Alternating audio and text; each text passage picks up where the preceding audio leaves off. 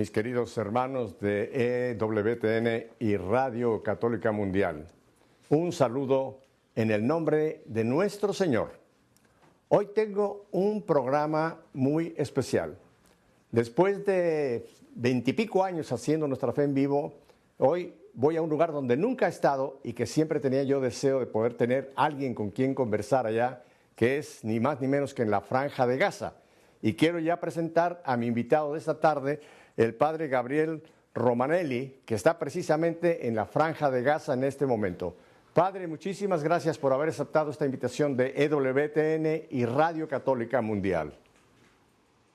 Muchísimas gracias a ustedes y un gusto verdaderamente, un placer y un gusto. Estoy muy agradecido de esta posibilidad.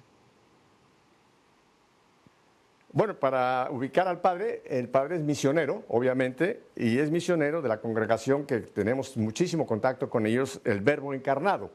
Pero antes de que hablamos, padre, ya de ese trabajo que usted realiza para el reino de Dios, para el Señor, vamos a hablar un poco de Gabriel. Cuéntenos un poco de Gabriel y después vamos a entrar en ese llamado que el Señor le ha hecho a Gabriel. Bueno, yo nací en Argentina, como se darán cuenta por mi entonación del español, del castellano.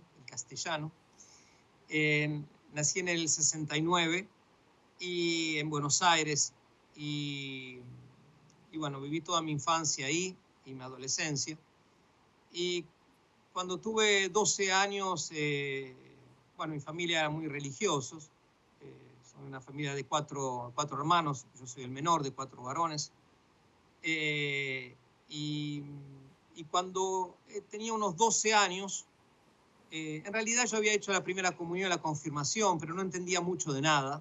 Aparte, no me gustaba mucho incluso de estar mis hermanos me decían el ateo. De hecho, era el que más... Cuando tenía que ir a la iglesia, teníamos que ir o íbamos, no solamente era el que más ponía peros, no quería, que todo el tiempo. Y bueno, pero a los 12 años cayó en mis manos un librito de mi papá, que era un libro de San Juan Bosco, en la Juventud Instruida. Y entonces me lo puse a leer y ahí había 7 meditaciones de Don Bosco, muy, muy pequeñas para niños, adolescentes, sobre los novísimos. Sobre el cielo, el purgatorio, el infierno, la muerte, el pecado. Y el juicio, sí.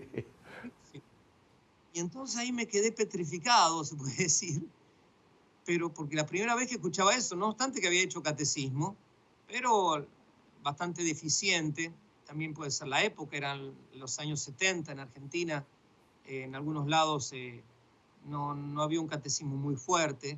Es la realidad que se vivió, al menos la que experimentaron otra gente. Y entonces yo verdaderamente dije, ¿qué hago? Y también había unos textos sobre la vocación. Y ahí Don Bosco ponía el texto aquel de, bueno, quien salva un alma, salva la suya. Yo dije, este es el gran negocio, esta es la solución para mis pecados, para todo. Pero sentí un deseo interior de enseñarle a la gente para qué están en este mundo. Porque yo empecé a ver, yo tenía 12, 13 años, empecé a ver que nuestro barrio, que era de 30.000 personas, la mayor parte católicos, vivían tristes, amargados, no iban mucho a la iglesia. Y yo digo, pero la gente no sabe por qué estamos en este mundo. Entonces, en mi cabeza de niño yo decía, yo le quiero enseñar a la gente que no son una heladera, un lavarropa que se rompe y se tira, sino que hay el alma, hay que salvar el alma. Y bueno, al mismo tiempo sentí eso, que eso lo podía hacer siendo sacerdote. Y al poquito tiempo de haber experimentado eso, quería consagrarme a Dios, le pedí a mis papás de entrar en el seminario menor. En ese entonces... Desgraciadamente ya no había seminario menor en la ciudad de Buenos Aires, había en otra ciudad que se llamaba Paraná, en Entre Ríos, y que no sé de dónde yo había sacado el dato, quizás algún compañero, no sé. Pero la cuestión es, pero ciertamente no del párroco, porque no sabía nada, era una cuestión entre Cristo y yo. y mis papás se enojaron a discutirle al párroco, se enojaron bastante. El párroco no tenía más pálida idea de Y bueno, la conversación con mi papá fue, no, vos sos muy chico. Yo le digo, sí, soy muy chico, muy niño. Bueno, pero sos chico, entonces no sabes lo que querés. Le digo, soy chico, pero sí sé lo que quiero. Que no, que sí, que no, que sí. Y bueno, no, porque, pero igual yo sabía que tenía que ser sacerdote. Así todo, completé la escuela secundaria. Ahí ya dejé de estudiar, bastante vago lo que se dice en Argentina, porque nada me entusiasmaba. Entonces era muy buen estudiante hasta primer año, hasta el principio de primer año de secundaria. Después no estudié más, porque yo quería estar en el seminario. Y bueno, gracias a Dios, Dios me conservó la vocación. Terminé a los 17 años la escuela secundaria, después entré un año en la universidad de arquitectura. Y bueno, yo ahí ya le había hecho una promesa a la Virgen, que el día que iba a hacer una buena confesión, entraba en el seminario. Yo sabía siempre que había estado de novio también un tiempo, con una chica católica, habíamos pensado tener una gran familia, habíamos hecho las listas de 24 hijos, con los nombres de los hijos. Queríamos... 24. Usted Sí, quería formar su propio equipo de fútbol. sí, puede ser. Pues, puede ser que me había quedado, mi mamá quería tener 12, siempre decía, bueno, Dios me dio solamente 4, entonces no sé, quizás... la cuestión es que, bueno, Dios me concedió a finales del año 87, 1987, después de Navidad, la gracia de una buena confesión, y ahí, bueno, pedí entrar al seminario donde yo pensaba que era mi vocación como sacerdote misionero. Yo quería ser misionero por distintas cosas. Una, por lo que dije, de ir a predicar, a salvar almas, y también así me aseguraba, y es un poco egoísta, mi salvación. Pero otra, porque mi papá nos decía de niños, no les crean a los comunistas. En ese entonces estaba la Unión Soviética, ¿no? En Rusia la gente sufre mucho, ¿no? Toda la persecución y la muerte. Él tenía una muy buena formación de base, y por lo tanto leía Stepinac, Micenti, todos los, digamos, los pocos textos que se conocía de la Iglesia del Silencio. Y otro sacerdote jesuita muy bueno, el padre Alfredo Sáenz, nos había enseñado también de adolescentes a rezar el Vía Crucis de la Iglesia del Silencio, que era en cada estación del Vía Crucis rezar por una nación, un grupo de naciones de lo que ahora es la ex Unión Soviética. Y entonces comenzaba, primera estación, Jesús es condenado a muerte. Rezamos por la iglesia en Albania, tantos obispos deportados, sacerdotes martirizados, iglesias destruidas, etc. Y bueno, entonces siempre recé, siempre quise ver mi sueño misionero. Entonces entré en la congregación que ya había sido fundada. La congregación nuestra la fundó el padre Carlos Buela, que hace poquito acaba de fallecer. Tuve la gracia de estar en los funerales, en los últimos funerales en la Casa Madre, en San Rafael de Mendoza. Y entonces pedí entrar, y el párroco, bueno, me presentó y, a decir verdad, dudó un poco, porque yo los últimos tiempos, como decía, yo sabía que tenía vocación, pero yo quizá iba al boliche bailable a la noche, después volvía, hacía la noche heroica delante del Santísimo Sacramento. Entonces, un poco contradictorio. Pero él me dijo, no, digo, que soy sacerdote. Bueno, me presentó, así que entré en el primer noviciado de la congregación, el 31 de... Y hice todos mis estudios de seminario en Mendoza, en el seminario María Madre del Verbo Encarnado, que tiene allí la congregación. Y bueno, me ofrecí a Rusia o a los países de la, en ese momento, ex Unión Soviética. Pero cuando llegué antes de la ordenación, ya cuando terminé los estudios, mis superiores me propusieron venir a Palestina, la tierra del Señor, lo cual yo no había considerado porque pensé que iban a mandar pesci grossi, digamos, personas importantes, sacerdotes con experiencia. Así que bueno, me sentí verdaderamente muy honrado de poder venir aquí. Y bueno, entonces vine como no ordenado todavía, porque cuando terminé el seminario se falleció el obispo de San Rafael y por mucho tiempo no tuvimos obispo. Entonces mis superiores mandaron, yo ya sabía que la misión en Medio Oriente, así que fui a Egipto a estudiar árabe, y ahí fui ordenado diácono. Después volví para mi ordenación sacerdotal. Esa es más o menos el resumen Ajá. de mi educación inicial. Muy resumida, pero muy clara, padre Gabriel. Déjeme hacerle algunas preguntas. Primero, un punto que usted mencionó, creo que es muy importante recalcarlo, los novísimos. Qué interesante cómo esa realidad a la que todo el mundo nos vamos a enfrentar, la gente le tiene pavor. Y tristemente, y usted lo acaba de decir, no se predica mucho sobre esto. Se debería hablar más porque realmente es una situación a la cual nos vamos a enfrentar tarde o temprano, ¿no? Que es precisamente la muerte, el juicio, cielo, infierno, etcétera. Pero la gente no sabe de esto. Esa es una de las misiones que tengo yo, de hablar de los novísimos. Y hay veces que la gente me dice, Pepe, tú eres muy pesimista. Le digo, no, soy realista. Eso no es ser pesimista, es una realidad a la que tenemos que tener clara enfrente de nosotros. O sea que qué interesante cómo esa realidad de nuestro destino eterno fue como la llave que el Señor usó para entrar y empezar a depositar ese llamado a la vida sacerdotal, ¿no? Así que le agradezco mucho que nos haya contado esto, porque ahora yo se lo digo a todo nuestro auditorio, entérese de lo que son los novísimos. En EWTN yo les voy a poner una página donde van a poder leerlo con claridad y prepararse para esto. Padre, la otra situación también que es muy interesante es cómo usted tuvo digamos, esa etapa en donde la familia decía no, pero usted seguía teniendo por dentro de que sí, ¿no? Pero usted nunca forzó la situación, sino terminó sus estudios, incluso estuvo ese año en la universidad y finalmente llegó usted pues eso, ya a entrar a esa vocación que el Señor lo había llamado. Una pregunta, ¿cómo conoció usted al Instituto del Verbo Encarnado, al cual usted forma parte hoy día, Padre Gabriel? Bueno, por lo de los novísimos, ¿no? Muerte, juicio, infierno, cielo, estoy completamente de acuerdo. Y desgraciadamente muchos de los que tienen miedo o tenemos miedo quizás somos los sacerdotes, somos muchas veces unos cobardes, nos comportamos como Pedro la noche de su ordenación sacerdotal, que en vez de ir a festejar la ordenación se fue a... Y no sabemos que le causamos mucho daño a la gente, porque en definitiva no le hablamos de la eternidad. Y no es un tema pesimista, será pesimista para el que desgraciadamente piensa que está llamado al infierno. Nadie está llamado al infierno, todos estamos llamados al cielo. Y Dios nos pone en esta tierra para salvarnos y nos ama. Así que, pero es un tema que hay que predicarlo y le digo sinceramente de mi experiencia sacerdotal, incluso a los religiosos, porque sin los religiosos nosotros no somos hombres y mujeres de eternidad, porque se trata de eso. Nada tiene sentido.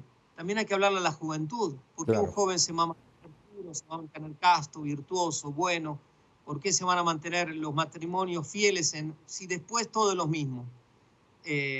Entonces, digo, eso estoy completamente de acuerdo.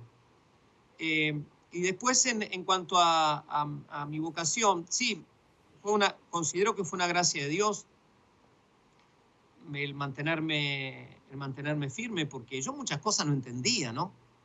Después, a posteriori, pensé, si yo hubiese entrado al menor, quizás me hubiesen echado a patadas en ese momento, ¿no? Así que, pero no pude hacer más porque yo era menor de edad. Pero con el paso del tiempo, cuando a los 18 años volví a decirle a mis padres, yo ahí sí ya había pensado. Digo, bueno, si me dicen que no, en ese momento en Argentina uno la emancipación la tenía a los 21 años. Entonces digo, ¿qué? ¿Le tengo que hacer un juicio a mis padres? ¿Tengo que hacer una causa, algo? Pero yo estaba dispuesto a hacer algo. Yo no me iba a aguantar hasta los 21. Gracias a Dios, mi papá aceptó con mucho dolor. Él estaba igual enfermo de cáncer. Ofreció sus dolores por mi sacerdocio y hicimos un pacto. Y yo dije que iba a rezar todos los días por él y por la familia, además de toda mi misión, ¿no? Entonces me dio su bendición. La primera y única vez que en mi vida que le pedí una bendición así. Te pido la bendición tuya para... Qué hermoso, qué hermoso. Uh-huh. Y bueno, y después usted me preguntó cómo es que conocí al Instituto del Verbo Encarnado.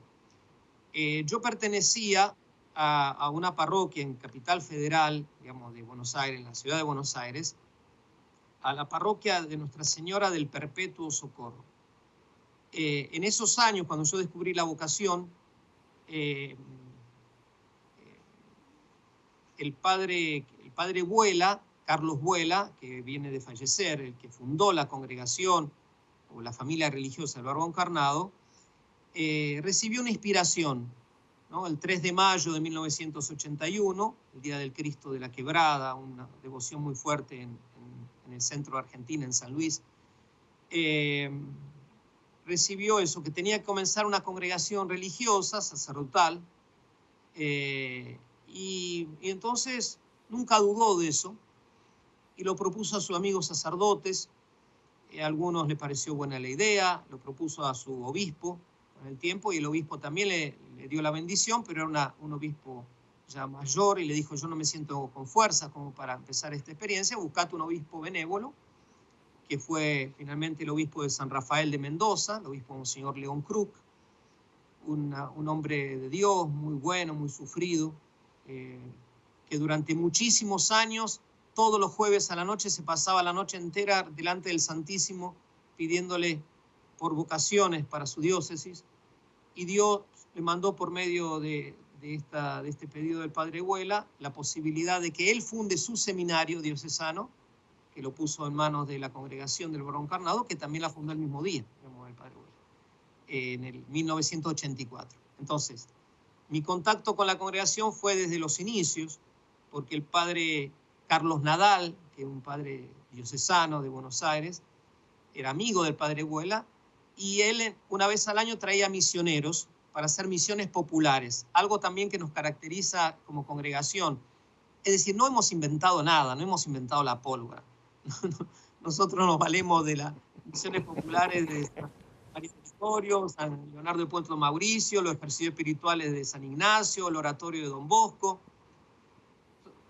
Pero bueno, cosas que siempre dieron eficacia, y adaptándola a los tiempos hemos experimentado que da eficacia. Y entonces entré en el grupo de misioneros laicos, éramos como 100 en ese momento, la parroquia tenía 30.000 almas, yo era el más chico.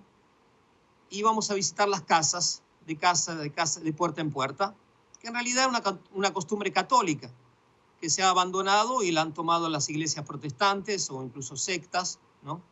Pero, como decía otro párroco grande, el que después me presentó al seminario, dice: la tiniebla avanza por falta de luz, no tiene poder por sí mismo.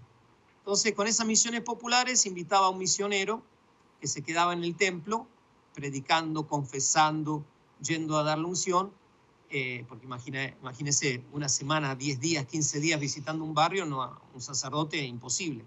Entonces nosotros íbamos por las casas invitando a la gente, se llenaba la iglesia, había regularizaciones de matrimonio, bautismo, y ahí un año fue el padre Vuela, y después empezó a venir con otros jóvenes, que fueron los primeros del primer grupo de la congregación.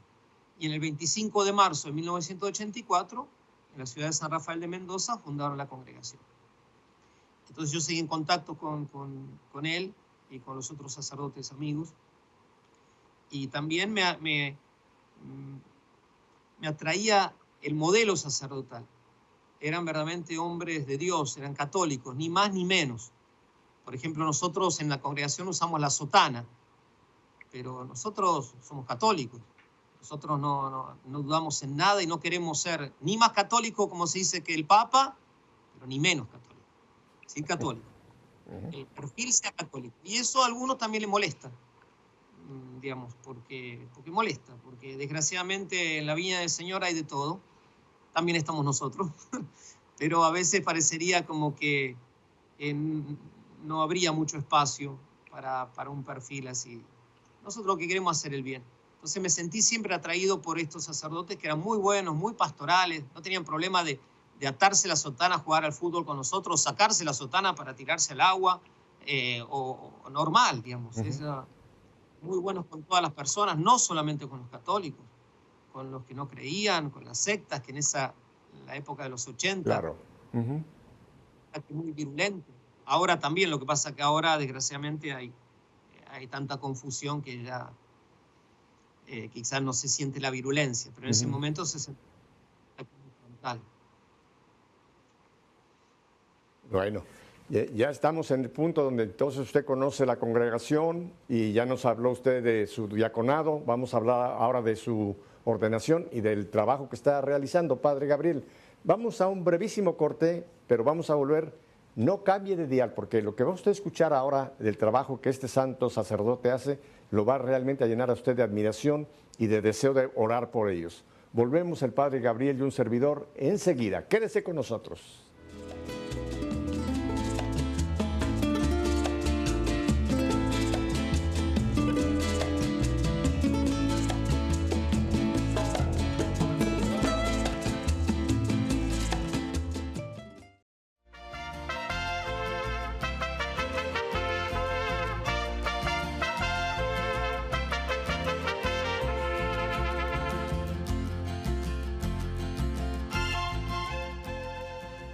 Bueno, pues estamos con el Padre Gabriel Romanelli en la Franja de Gaza, allá en la Palestina, de la cual nos va a hablar él ahora. Padre, entonces, ¿dónde es que usted recibe la ordenación y cómo es entonces que empieza usted esa misión, esa labor misionera en toda esa tierra, en todo el Medio Oriente? Porque usted nos va a contar que ha estado en una cantidad significante de países del Medio Oriente. Cuéntenos de esa ordenación, Padre. Bueno, como yo antes les dije, cuando terminé el seminario falleció el obispo de San Rafael, de la diócesis donde estaba en el seminario, de mi congregación, y entonces, bueno, yo fui enviado para estudiar árabe a Egipto. Y estando ahí, había ya tiempo sin ordenaciones, y tenemos que decir que fue gracias a la intervención de San Juan Pablo II que se puede decir destrabó, porque es así, las ordenaciones. Y entonces, en primer lugar, fui ordenado diácono en la ciudad del Cairo, en la capilla del Seminario de los Padres Franciscanos, una capilla muy hermosa, muy simple. Y al poco tiempo pude volver a Argentina para ser ordenado con mis compañeros, el 29 de junio de 1996. Entonces era la primera ordenación que se hacía de la congregación después de unos años, que no había habido. Fue en la Catedral de San Rafael por Monseñor Rubiolo, que era el arzobispo de la ciudad de Mendoza, de la arquidiócesis principal de esa zona. Y bueno, después de la ordenación hicimos el viaje de primeras misas. Fue alguna tradición muy hermosa, que es ir todos los compañeros. En ese momento fuimos también con el padre Vuela, con el fundador de nuestra familia religiosa, el Verbo Encarnado, y cada uno iba a celebrar misa en su lugar de origen, en su parroquia. Entonces fue muy hermoso porque también era un testimonio vocacional, un consuelo para las familias. Nosotros nos ordenamos en ese momento 10. La mayor parte, bueno, seguimos siendo misioneros, otros son del clero diocesano. Y después de eso volví a la misión, es decir, volví a Egipto, donde me encontraba estudiando árabe y también haciendo la introducción para los cursos de diálogo interreligioso y sobre todo Islam, ¿no? Para saber qué es lo que cree y piensa la gente que vive en Medio Oriente. Esos fueron mis inicios en Medio Oriente, es decir, mi primera misión en Medio Oriente fue estudiar. Fueron años duros. Yo, que siempre había querido ser misionero, me encontré una realidad completamente distinta. Sabía que había algo así, pero era completamente distinta. Donde no hay libertad como la tenemos en Occidente. Y aunque hubiese libertad, al principio uno se torna sordomudo, porque la lengua del lugar es el árabe y solamente el árabe. Entonces, sí, con el inglés un poquito para hablar unas cosas, pero no para la vida espiritual, para la vida misionera. Entonces, de acuerdo a nuestro carisma, nosotros tratamos de encarnarnos en las culturas para transmitir la fe en Cristo, ¿no? Bien sea directa o indirectamente. Y entonces la primera misión de nuestros misioneros tratamos que sea de aprender bien la lengua. Y eso fueron 2 años. Tenía clases de las 8 de la mañana hasta las 1 o 2 de la tarde, 5 días a la semana, y después 4 o 5 horas de estudio personal durante 2 años. Y después de esos 2 años salí hablando árabe como un niño de 2 años. Muy simple. Seguí estudiando el árabe por mi cuenta frené hace unos años, durante 21 años, todos los días al menos 1 hora. No es imposible el árabe, pero es una lengua muy hermosa, pero muy difícil. Y ahí estuve entonces 2 años en Egipto.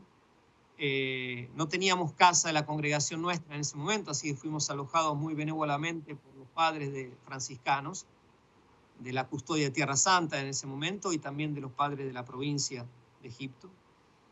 Y después de eso fui a mi misión, que era Jordania.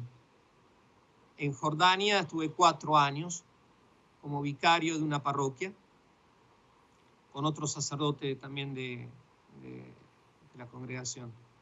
Y bueno, fue muy hermoso porque el párroco nos pidió que nos hagamos cargo de los grupos de jóvenes y de niños, así que teníamos muchísimo trabajo. La gente tenía muchísima paciencia porque nuestro árabe era entreverado y muchas anécdotas. Déjeme le hago una pregunta que creo que está en la mente de todos los que estamos con usted en este momento. ¿El árabe es el mismo que se habla en todo el Medio Oriente o tiene variaciones según, por ejemplo, de Egipto a Jordania, a Palestina? ¿Tiene algunas variaciones o básicamente es la misma lengua que se habla en todo el Medio Oriente, Padre Gabriel? El árabe que se estudia, que yo estudié, es lo que se llama el árabe moderno estándar, que es un árabe, se podría decir, el árabe clásico, reducido de todas maneras, adaptado al tiempo, pero es la lengua común de 21 países, de los 21 países considerados 21 países. Ahora, después de eso están los dialectos, y entonces el dialecto de Palestina es distinto al de Túnez, al de Algeria, etcétera. Entonces, yo aprendí el árabe clásico y después aprendí, estudiando solo y con la práctica, el árabe de Jordania y de Palestina, que son muy parecidos, y también el egipcio, aunque el egipcio lo he usado menos, por más que he vivido otros años ahí también. Y entonces, bueno, yo ahora uso el árabe palestino, el árabe clásico, pero en el dialecto uso más el de esta zona, los árabes de Palestina, Israel, Jordania, que hablan este dialecto, ¿no? Porque los árabes que viven adentro del Estado de Israel también hablan árabe. Y el árabe que hablan es un dialecto parecido al de Jordania y es igual al de Palestina.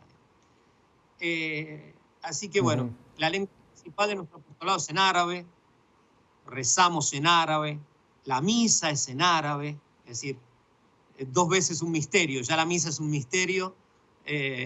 Y bueno, las confesiones. Una vez me pasó, un año atrás, pero bueno, yo me digo, habré entendido bien, entonces le digo a una persona, yo no sé si entendí, porque cuando yo iba a confesar, confesé muchísimos años en muchas parroquias, muchísimas horas, gracias a Dios me daban oportunidad, me llamaban los padres, y como sabemos, cuando está el misionero, que no es del lugar, a veces da más confianza para la confesión, como nos puede pasar a nosotros ir a confesar a un lugar donde no nos conoce el cura. La iglesia nos da esa libertad, tan buena y tan sabia que... Y entonces a una persona le dije, no sé si he entendido bien, me dijo 1, 2, 3, y me dice, entendió más de lo necesario. Es decir, estoy bien, entendiendo bien el árabe. Predicamos en árabe. Y después de eso fui... Una pregunta también de curiosidad que tengo. ¿El arameo todavía se habla en alguna parte del Medio Oriente o ya está extinto el arameo? Que fue la lengua que usó el Señor, tengo entendido, ¿verdad? Se habla en muy pocos lugares de Siria. Desgraciadamente, después de la avanzada diabólica del ISIS, ¿no? del Estado Islámico, donde se ha reducido el número de los cristianos en Medio Oriente, significativamente en Siria, en Irak, han quedado menos, pero se sigue usando, y después en algún rito, si mal no recuerdo, en el rito maronita se usa para la consagración, pero para la vida cotidiana en algunos pueblitos, en algunos grupos de Siria. Ellos dicen cristiano, ¿no? Hablemos cristiano, que la lengua justa que hablaba. Y bueno, y después de Jordania... Siga. No, después de Jordania. Era el obispo, el patriarca de Jerusalén, el patriarca latino se llama así, el arzobispo de Jerusalén, le pidió a nuestro superior que me envíe a Roma a hacer una licenciatura en filosofía para que después vuelva a enseñar en el seminario, cosa que es lo que hice. Entonces hice una licenciatura en filosofía sobre filosofía realista, sobre ética. Nosotros en la congregación estudiamos, según las indicaciones de la Iglesia, según la filosofía y la teología de Santo Tomás de Aquino, con ciertamente todos los aportes de la religión, del dogma, de la sana investigación filosófica. Y bueno, estuve por 14 años enseñando en el seminario de la diócesis, donde varios hijos espirituales míos estaban estudiando también, algunos que lo había mandado yo de niño a seminario, algunos ya son varios sacerdotes aquí de la diócesis, y también en el seminario de los padres franciscanos de Tierra Santa. Y después de ahí me nombraron provincial de las 2 provincias que tenía en ese momento nuestra congregación en Medio Oriente y África. Por lo tanto, fui superior por 3 años de Palestina, Israel, Jordania, Siria, Líbano, Irak, Tanzania. La verdad que era una muy hermosa labor, un poco fuerte, digamos, porque eran muchos países. Y después, bueno, sabía que el padre que estaba aquí necesitaba volver un poco a su patria, un cambio. Entonces me ofrecí de venir a Gaza, que ya la conocía, la misión de Gaza. Y bueno, y desgraciadamente mi superior y desgraciadamente el obispo aceptó mi ofrecimiento y estoy en Gaza. No, es una broma. Estoy contento. Padre, usted está en un territorio donde prácticamente el cristianismo es una minoría, tanto en Israel, por supuesto, como en estos países árabes que son mayoritariamente maometanos, tienen el Islam como su religión. ¿Cómo viven los cristianos? Por ejemplo, en el caso de usted de Gaza, ¿cómo pueden vivir los cristianos bajo una sombra tan fuerte que es esa religión, que no vamos a entrar en mucho detalle, pero que es una religión no simpatizante con el cristianismo, llamémoslo así? ¿Cómo es vivir como cristiano en Gaza, Padre Gabriel? Bueno, mi experiencia es que en todos lados el cristiano puede ser cristiano, puede vivir bien. Tengo que decir que la situación de Gaza no es la situación, gracias a Dios, de otros países. En Gaza y en Palestina en general no hay persecución, no hay discriminación. Ciertamente no es fácil ser una minoría absoluta en cualquier orden que se trate, pero más en esto. Para que se entienda, en este lugar, en esta parte de la Tierra Santa, nuestra parroquia se llama de la Sagrada Familia, en honor a la tradición constante que dice la Sagrada Familia: cuando huyó de Belén pasó, agarró la Vía Maris, el camino del mar, huyendo para Egipto, y después volviendo de Egipto para Nazaret. Entonces se llama de la Sagrada Familia. Siempre desde ahí hubo cristianos, pero la comunidad cristiana en este momento, todos los cristianos de la Franja de Gaza, somos 1.017 personas, entre las cuales nos contamos 135 católicos, contando los curas y las monjas, los religiosos, las sacerdotes y las religiosas. Entonces, es una comunidad minúscula, ya que la población aquí es de 2.300.000 personas. 2.300.000 personas musulmanas. Los cristianos somos 1.017. Lo que más o menos correspondería al menos del 0,045%, digamos, en Palestina, en Israel, las otras zonas, varía, se habla de un 2% en general, en algunos lados puede ser más, en otros menos, pero acá no llega al 0,1%, 0,045%. ¿Cómo es la vida? Nosotros tratamos, digamos, hay libertad de religión, no hay libertad de conversión religiosa, como en muchos países, la gran parte de países de Medio Oriente. Es decir, un musulmán no puede convertirse, según las leyes, ya que digo, después hay casos que Dios sabe, al cristianismo. Pero el trato es, como digo, es muy bueno, nos dejan hacer nuestras actividades, tenemos 3 colegios católicos, no obstante somos 135 personas, con Cáritas tenemos 10 clínicas, nos asistimos a miles y miles de pobres. Es una zona, la Franja de Gaza, donde hay mucha pobreza, donde falta agua, donde falta paz, donde falta libertad, donde tenemos guerra cada 2 por 3, la gente no sale, no le dan permiso para salir, digamos, entonces se vive de manera muy precaria, pero nos dan libertad. Entonces nosotros tratamos de crear también un oasis, en realidad para todas las personas, pero en primer lugar para nuestros hijos, que son los católicos y los otros cristianos, que también participan, los ortodoxos participan mucho en nuestras actividades. Y bueno, digamos, el cristiano acá, en general en todo Medio Oriente, es muy serio, que no quiere decir es triste, todo lo contrario, es muy serio con su religión. De hecho, el cristiano de Medio Oriente se escandaliza al ver que tantos cristianos en Occidente no creen en Cristo, no bautizan a sus hijos, no se casan, matan a sus hijos, el aborto. Desgraciadamente, tengo que decir, como yo de adolescente también, cuando me convertí, empecé también a estar en los grupos pro-life, ¿no? Defensa de la vida. Aquí es muy difícil el tema porque está toda la influencia internacional de distintas sociedades que le imponen a Palestina, por ejemplo. Bueno, lo ayudamos, pero sí reconocen esta ley o tal cosa. Entonces los cristianos que ven a Occidente como el modelo, porque saben que la mayor parte son no solamente cristianos, sino católicos, se encuentran un poco escandalizados y a veces toman malas costumbres. Por ejemplo, muchos están convencidos que el modelo católico de familia tiene que ser 2 hijos, porque así lo ven en muchas partes de Occidente, donde tienen que... Yo digo, ¿pero dónde sacaron eso? Eso no es así. La bendición de tener los hijos, digamos, claro. Una cosa es no... Una cosa...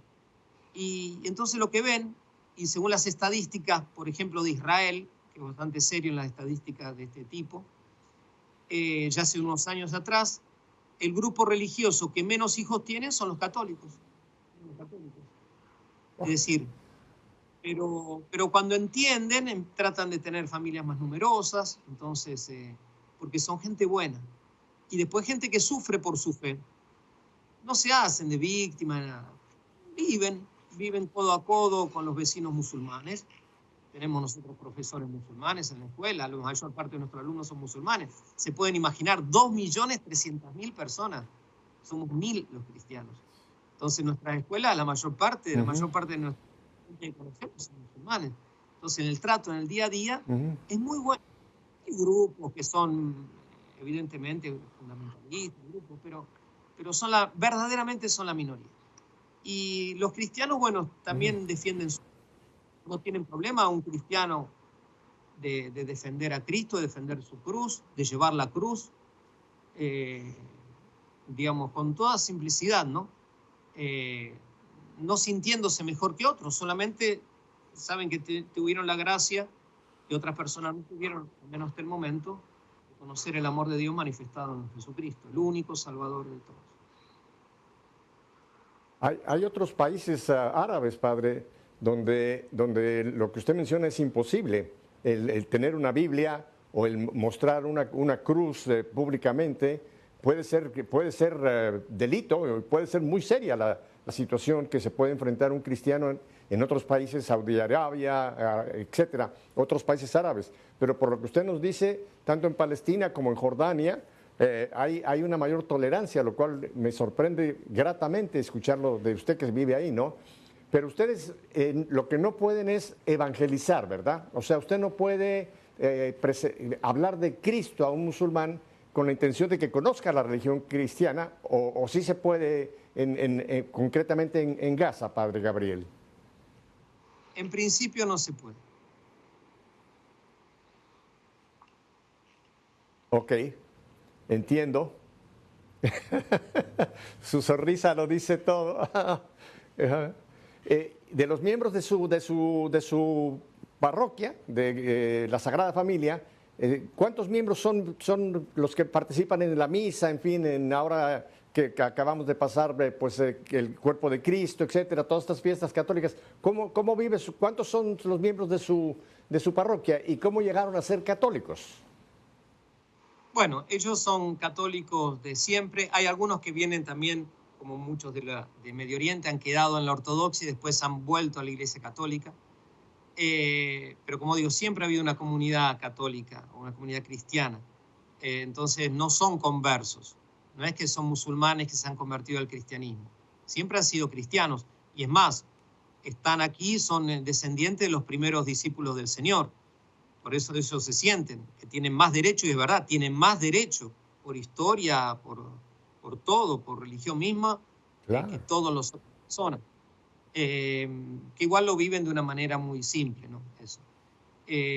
Bueno, de los 135 católicos, a decir verdad, a veces como el domingo aquí es día laborable, el día de feria es el viernes, entonces nosotros hacemos, en las instituciones católicas, hacemos asueto el día domingo, pero es muy fuerte. Cuando digo, por eso, 2.300.000 personas, 1.000, somos una gota de agua. Entonces, a veces no vienen a la misa dominical, pero como son tan pocos, yo me la paso llamándolo, ¿por qué no viniste? No me pueden decir porque fueron afuera de la franja, porque nadie sale de la franja. No, si, Sí. tuve trabajo, yo sé si en qué trabajo. Puede ser trabajo que trabaja el domingo o no. Quizás trabaja en una escuela católica. Entonces, ¿cómo vas a decir que trabaja el domingo? Pero, digamos, en Pascua hice unas estadísticas después del triduo pascual y en los últimos años se ha repetido más o menos los números. El 85% de la parroquia rezó en Pascua, o todo el triduo o algún día del triduo, además de unos 250 griegos ortodoxos, si rezaron con nosotros en la Iglesia Católica. Lo cual es para dar gracias a Dios. El cristiano medio oriental es muy devoto, como en realidad todas las personas. Acá yo creo que hasta los ateos creen en Medio Oriente. Debe ser, a mi modo de ver, tan fuerte la presencia de Dios, el lugar donde Dios se encarnó, donde acá pisó la tierra, donde dejó su sudor, su sangre, donde resucitó, donde dejó esa tumba vacía que desde ahí se convirtió en cuna del hombre nuevo, ¿no? Del hombre resucitado. Digamos, debe ser que es tan fuerte que el beso de Dios se siente, se experimenta en todos, ¿no? En toda la población. Así que bueno, participan mucho y tenemos 10 grupos parroquiales, lo cual, si uno hace las cuentas, no solamente son para los católicos, sino que vienen muchos griegos ortodoxos. Padre, ¿y por qué hay esa presencia tan clara que usted nos ha mencionado de los griegos ortodoxos? ¿También vienen de muchos siglos de estar ahí o han estado emigrando hacia allá? Bueno, en Medio Oriente la presencia de la Iglesia bizantina ortodoxa es muy fuerte desde después de las cruzadas, sobre todo. Y se fortaleció, en algunos lugares se fortaleció en la época del Imperio Otomano. A veces le concedían derechos, por ejemplo, el Santo Sepulcro, que estaban los padres franciscanos, que gracias a ellos se conservó, ¿no?, la custodia de Tierra Santa. Pero después ¿cómo se llama? Las autoridades del Imperio Otomano concedían al mejor postor las iglesias, lo pagaban. Entonces, bueno, ahí también, pero hay que decir que la parte principal es que se ha permanecido ortodoxa por el simple hecho que la mayor parte de las iglesias de aquí dependían de Bizancio, de lo que es hoy Estambul, Constantinopla. Cuando se separa, quedaron en la ortodoxia ni siquiera por una elección personal, ni siquiera sin saber por qué. No, eso pasó medio en todo Medio Oriente, quedaron arrastrados por la separación, porque eran parte del Imperio Romano de Oriente. No sé si... Correcto, padre. Y otra pregunta también para gente que queremos profundizar en esa vida que usted tiene. Entonces ustedes no pueden viajar, digamos, a Israel, a visitar los lugares santos. También ustedes como católicos los tienen restringidos de no tener ese paso franco hacia Israel concretamente. En principio nadie entra ni sale de Israel, de la Franja de Gaza. Los permisos los da la autoridad israelí. Ahora, con nosotros los extranjeros nos dan unos permisos que los renuevan cada tanto Y en general, bueno, yo no he tenido mayores problemas. Algunos misioneros nuestros de Egipto, sí, que esperemos se solucione eso, porque estamos aquí para una misión espiritual, nada más. Ahora, para los cristianos, los últimos años, ya hace varios años, Israel concede a un grupo, no a todos los cristianos, la posibilidad de ir a Belén para Navidad y a Pascua, y en Pascua a Jerusalén. Pero bueno, no es a todos. Hay personas que hace 17 años que no le dan el permiso, otros 7 años, 8 años. Yo, por ejemplo, hace años que quería hacer un viaje con los jóvenes a la otra parte de Tierra Santa para que conozcan, con los dirigentes Scout, y lo pedí durante 3 años y medio, nunca me lo dieron. Bueno, finalmente, después de la última guerra, hace un mes, pudimos ir unos días a Egipto, porque Gaza hace frontera con Egipto. Y ahí, hace un tiempo ya que está abierta la frontera, con muchos requisitos y pagando, uno puede salir con la promesa de que vuelva, y bueno, fuimos así. Ellos salieron por ahí, yo salí por la parte israelí, nos reunimos en el Cairo, hicimos un viaje muy hermoso, la primera vez que salían ellos afuera de Palestina, así que hicimos un viaje espiritual, cultural y recreativo, así que estaban muy contentos los dirigentes. Padre, antes de que le pida yo un mensaje más concreto, cuénteme, me dijo usted en un momento que me iba usted a contar una anécdota de la sotana. Sí, una cosa muy hermosa. Nosotros sabíamos que el sacerdote de chico tenía que usar sotana o lo que se llama el clergy. En realidad yo uso las dos cosas, ¿no? El cuellito romano, lo que se dice la camisa, que también es el hábito sacerdotal, pero que tenía que estar identificado, ¿no? Digamos, para que, como bien. Y nosotros habíamos experimentado de niños que el padre estaba de sotana contra todo lo que le decía, que decían muchos, no, la sotana espanta, da miedo, que esto, que el otro. Mi experiencia de niño y después, por lo que voy a contar, fue todo lo contrario. Es verdad que te expones a que alguien te insulte, a que alguien, pero son los menos.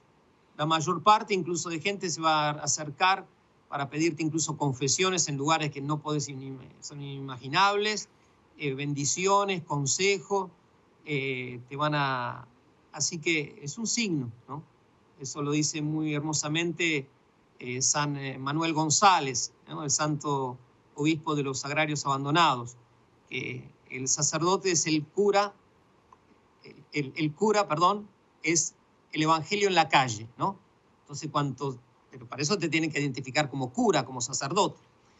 Bueno, yo hacía, cuento corto, como dicen en Chile, yo hacía muy poquitos días que había recibido la sotana, estoy hablando de mayo, 22 de mayo de 1989, 88, y bueno, estaba en la ciudad de San Rafael de Mendoza y había ido a visitar a mis papás que habían venido cuando yo recibí la vestición, la imposición de sotana, lo que llamamos, y me fui a dedo al noviciado, estaba muy lejos, estaba como a 15 kilómetros en zona de finca, y no teníamos vehículo, ni colectivo, ni nada.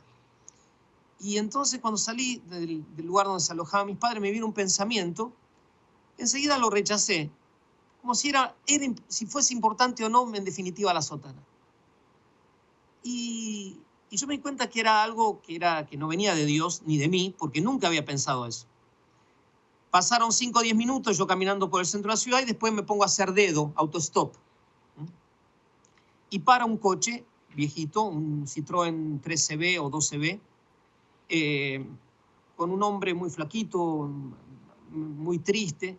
Pero bueno, le pregunto si va en dirección a donde yo iba, a Sol de Mayo, y me dice que sí. Así que me subí y empecé a hablar, como se podrán dar cuenta que hablo. y en un momento le hablé de la familia, supongo que era porque mis papás estaban de visita, no sé. Y me dijo, se mantuvo callado todo el camino y en un momento me dice, ¿le puedo hacer una pregunta? Pero me clavó los ojos así, muy triste, muy enojado. Le digo, sí, diga. Me dice, ¿es lícito matar a alguien?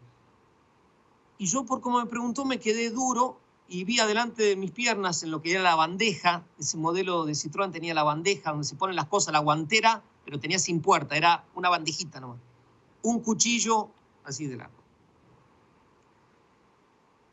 Y yo Le digo, ¿cómo? Sí, si es lícito matar a alguien, si alguien viene y le dice de la familia, como yo había estado de la familia, pensé, este hombre está loco, yo no hice nada, no lo ofendí ni nada. Viene y le destruye eso que pensaba de la familia.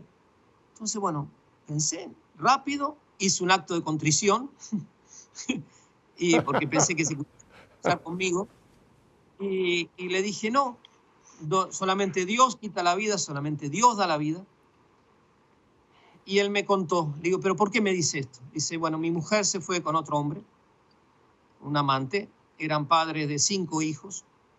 Y bueno, entonces me puse a hablar con él, yo tenía 19 años, no, 18 años todavía, no había cumplido todavía 19 años. Y entonces le digo, no, bueno, trate de cosas, los hijos se van a dar cuenta, todos los argumentos que traté de... y al rato dice, bueno, padre, paró el coche, el vehículo, y me dice, tiene razón. Ve ahí adelante suyo, yo hacía 15 minutos que venía viendo el cuchillo. Me dice, yo en este momento iba a matarlo a los dos, a la esposa y al amante, ¿no? Pero tiene razón, no vale la pena. Entonces yo me bajé, súper conmovido, y él agarró, dio vuelta y volvió a la ciudad. Nunca más supe de él, pero leí los diarios de todos esos días, no apareció ningún crimen pasional ni nada. ¿Qué era eso? A mi modo de ver, fue la respuesta a esa tentación, que como digo, sotana o clergy o hábito religioso o algo que te identifique como sacerdote. Si yo no hubiese estado vestido así, ese hombre no paraba. Y si se hubiese detenido a echarme una ventona, a hacerme el favor, no hubiese preguntado eso. Entonces, eso también, y así un montón de cosas que Dios hará solamente por vernos o por decir una palabra, a pesar de nuestras debilidades, pecados y toda miseria que tenemos. Y por eso no solamente confesamos, sino también nosotros nos confesamos. Vaya anécdota hermosa, más que anécdota, dos vidas que se salvaron, en pocas palabras, Padre, simplemente por eso de reconocer esa persona en usted. Padre, me quedan un par de minutos, le voy a pedir algo muy especial, que usted nos dé al final, en un minuto más, nos dé la bendición. Queremos recibir esa bendición desde Tierra Santa, porque usted está en Tierra Santa, en Gaza, y creo que todo nuestro auditorio estaría muy contento de ser bendecido desde la tierra, esas tierras que el Señor pisó. Algo que me impactó mucho, Padre, ore por nosotros, porque usted mencionó un punto que creo que tenemos que aceptarlo. En el catolicismo aquí en Occidente estamos en crisis. Estamos viviendo una crisis, sobre todo el laicado. Hay una gran apostasía, que no es que sean apóstatas oficiales, pero no están viviendo su fe.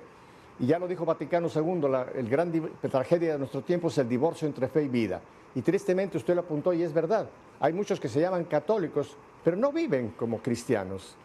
Son católicos nominales o, como dicen ellos, católico a mi manera, pero sí estamos viviendo un tiempo fuerte de una crisis de apostasía, de no vivir nuestra fe. Porque yo lo he dicho muchas veces, el cristianismo no es una religión, es un estilo de vida, el que el Señor nos vino a enseñar. Tenemos que vivir como cristianos, no solamente creer que somos cristianos o católicos. Y usted nos ha dado un ejemplo con estos cristianos ahí del Medio Oriente, concretamente de Gaza, como usted lo ha dicho, que viven su fe, y yo espero que no volteen mucho hacia acá para que no se malacostumbren de lo que estamos aquí viviendo como católicos. Padre, ¿nos puede dar en este minuto la bendición, por favor? ¿Cómo no? La bendición, y bueno, y siempre con gran esperanza adelante, el bien es más fuerte, porque el bien es Dios. Entonces la verdad también. Entonces sembrar la verdad, sembrar el bien con gran esperanza y con gran alegría, porque eso también hace revolverse al diablo y lo hace perder almas. Le doy la bendición en árabe, que es la lengua que usamos aquí. El Señor esté con ustedes. Barakakum Allahu al-Ab, wal-Ibn, wal-Ruh al-Qudus, al-Ilah al-Wahid. Amén. Bueno, que Dios nos bendiga. Padre Gabriel, muchísimas gracias por habernos dado este regalo de poder compartir este rato con usted. Y en un futuro voy a volver. Me gusta mucho tener contacto con católicos que están en situaciones como la de usted, que realmente nos enseñan a cómo es importante, en donde quiera que nos encontremos, aún en un país como el que usted está, el poder seguir siendo alegres como usted lo es y el poder seguir transmitiendo nuestra fe y cuidando a ese rebaño que el Señor le ha encomendado. Que Dios lo bendiga a usted también, Padre Gabriel, y a ustedes, mi querida familia, creo que han gozado como yo, ¿verdad? Y si ya saben mi despedida, si Dios nos concede una semana más de vida, volveremos para oír lo que hemos escuchado hoy. Que nuestra fe sea una fe en vivo. Hasta entonces, muchísimas gracias.